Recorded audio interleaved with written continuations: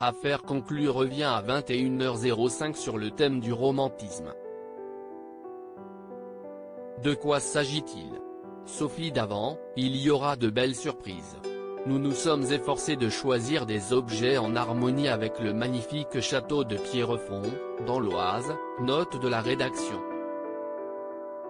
Les vendeurs, tout comme les acheteurs, sont habillés en costume d'époque, à la façon du milieu du 19e siècle, note de la rédaction. Quel bilan dressez-vous de vos 3 ans d'antenne à la tête de ce magazine? Si est-il d'abord la fierté de faire une émission qui permet au plus grand nombre d'accéder à la culture. On apprend beaucoup de choses, il y a ce suspense lié aux enchères. Je suis très fier aussi d'avoir pris une case à 350 000 téléspectateurs et de l'avoir portée à plus de 2 millions. Comment l'expliquez-vous? Même si j'ai toujours aimé les jolies choses, je ne connaissais pas grand-chose à ce milieu. Je pense que mon côté néophyte a été un bon trait d'union entre les spécialistes et le public. Je suis entouré de passionnés. Que ce soit les commissaires-priseurs ou les acheteurs, ils sont drôles, intéressants et parfois iconoclastes. Voire ingérables? Certains aiment juste l'émission en restant des marchands, d'autres sont ivres de leur nouvelle popularité. Le problème, si est de se croire indispensable alors qu'un fait personne ne l'est, moi la première. Si on n'est pas convaincu, on se perd.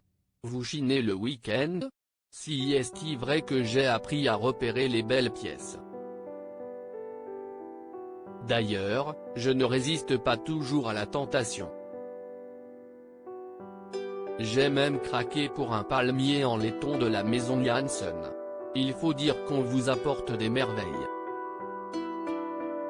Au départ, on a bien galéré pour trouver des objets.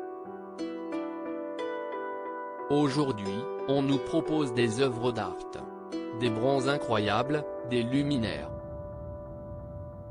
Il y a aussi des gens qui se séparent d'objets pour boucler leur fin de mois.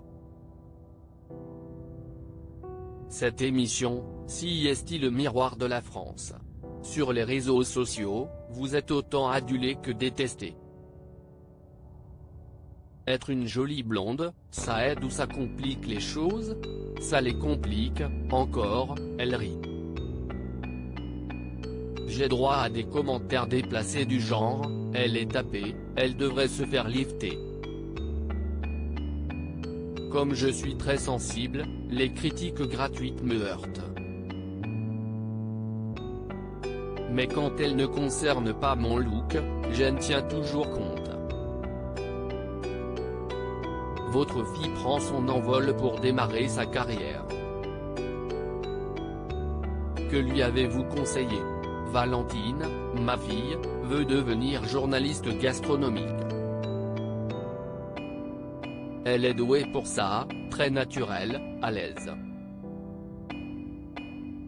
Et je trouve normal de la soutenir. Mais si est elle qui fera ses choix de carrière?